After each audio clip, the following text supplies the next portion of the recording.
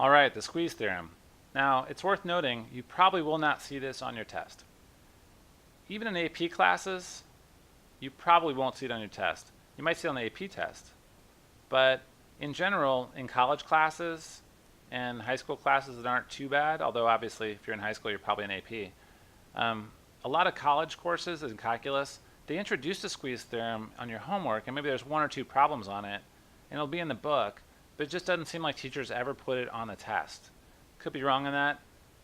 Definitely ask your teacher, hey, is the squeeze theorem going to be on the test? Because you might find out it will not be.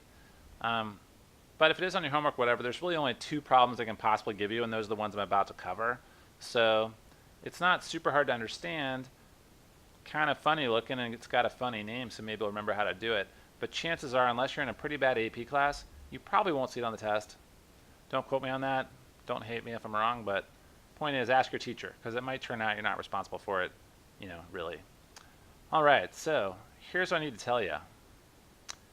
As a reminder, the graph of sine or cosine of x is basically just a squiggly line that goes between -1 and 1 forever. And as you go up, out from the origin sideways all the way to infinity, this thing just keeps going la la la la, just wavy, wavy, wavy, all the way out to infinity.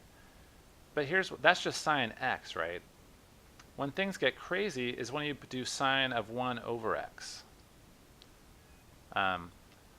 So sine of 1 over x, we're going to get a weird squiggly thing happening. And I won't necessarily tell you why this happens. It's just that, you know how when you put 1 over 0, you get a vertical asymptote? So the graph of 1 over x kind of goes really crazy right as we approach 0. Well, guess what? As we approach 0, sine of 1 over x, you're basically going to be taking the sine of infinity as you approach 0. So your sine wave, if you're doing the sine of 1 over x, out here it'll kind of look like a sine wave might be expected to look. But as you get closer and closer to the origin, they start stacking up. And then as you get really close, it does this. And it just goes up and down so fast it's like a solid block of ink. And the same is going to happen coming from the other side.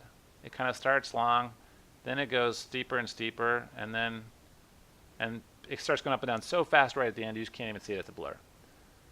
So the limit of this thing as x approaches 0, it does not exist. This thing's not shooting to infinity, so it's not like one of those things where you could put down infinity as the answer, because you know it's somewhere between -1 and 1.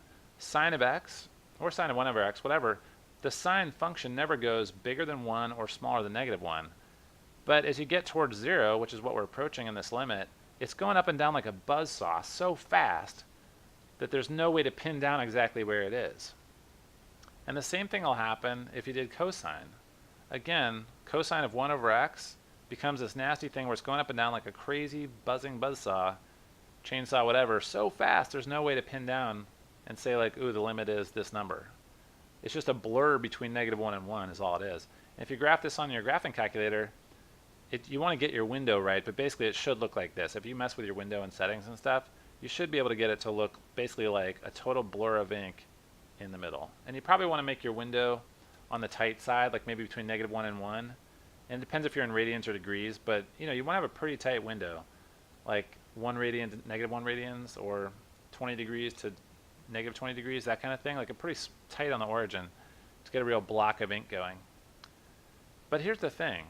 So you might be wondering, hey, Chris, if this doesn't have a limit, and the sine of 1 over x thing never has a limit, why are we bothering putting it in this chapter? Because wouldn't the answer always be no limit?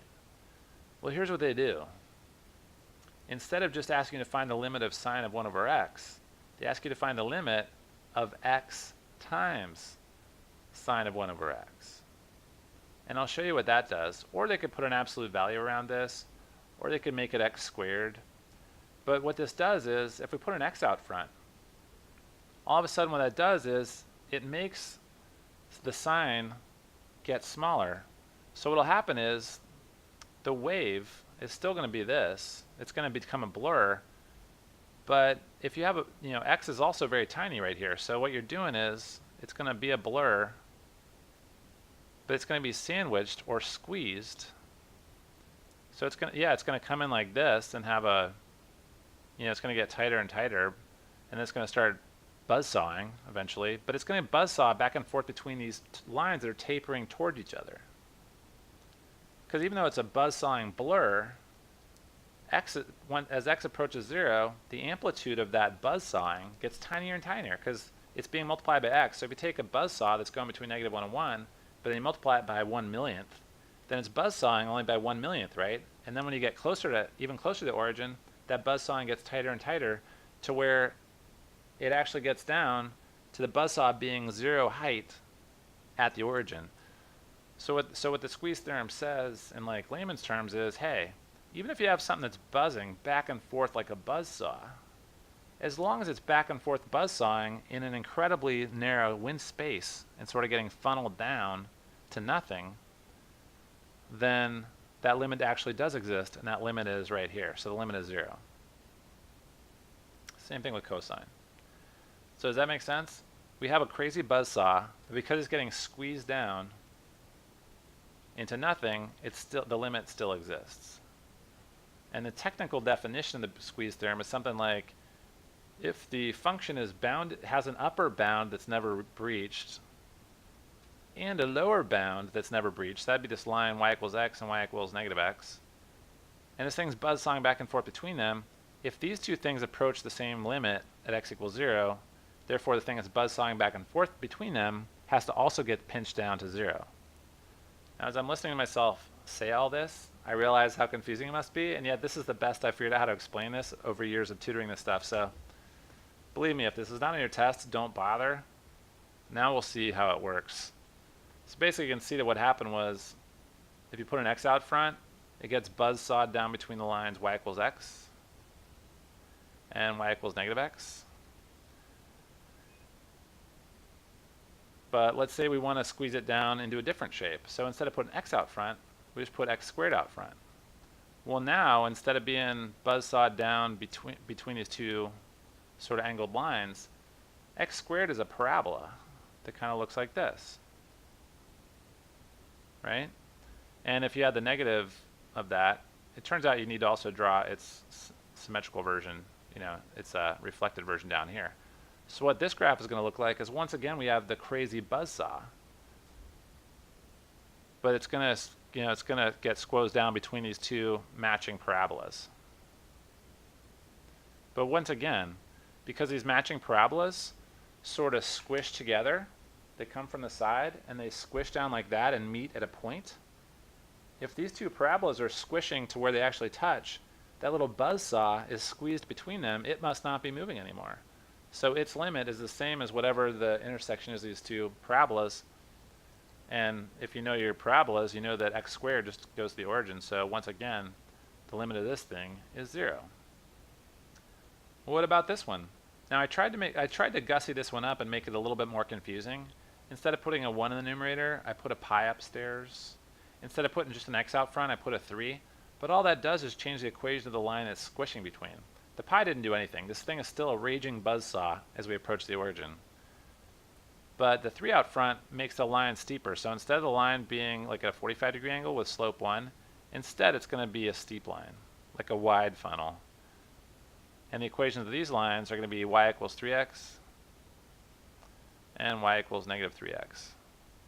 So that's one question I guess I could ask you is, hey, what's the equation of the lines that this thing is squeezing between? You just take this and you do plus or minus. So it's going to be plus or minus 3x will be the two lines that it's squeezing between. But once you've drawn your steep lines, still the exact same situation we had before, raging buzzsaw, meet funnel. It's just got to squish down in between there. So it's still going to get squished down. Even though those two lines are steeper, they still meet at the origin, and therefore anything that's buzzing back and forth between these two has to also get squished down to the origin, and therefore its limit is 0 when it gets there. Alright, so these are as bad as you get. The thing you really want to keep your eye out for is if you have a cosine of something and x is downstairs. That's the kicker. That's what tells you for sure you're dealing with a squeeze theorem. That x downstairs is what made this thing go back and forth like a buzzsaw. Cosine x, just a gentle wave going on forever. Cosine of 5x, cosine of x squared. Actually, that does something slightly different. I think that one will actually get worse as you go further out. But the point is, if x is approaching 0, and you got x downstairs, you can see how you're taking the cosine of infinity, and that's the thing that should tip off your spidey senses like, whoa, something's wacky, is happening in this problem. All right, but on the bright side, you probably won't see this on your test, so virtual high five for everyone on that one.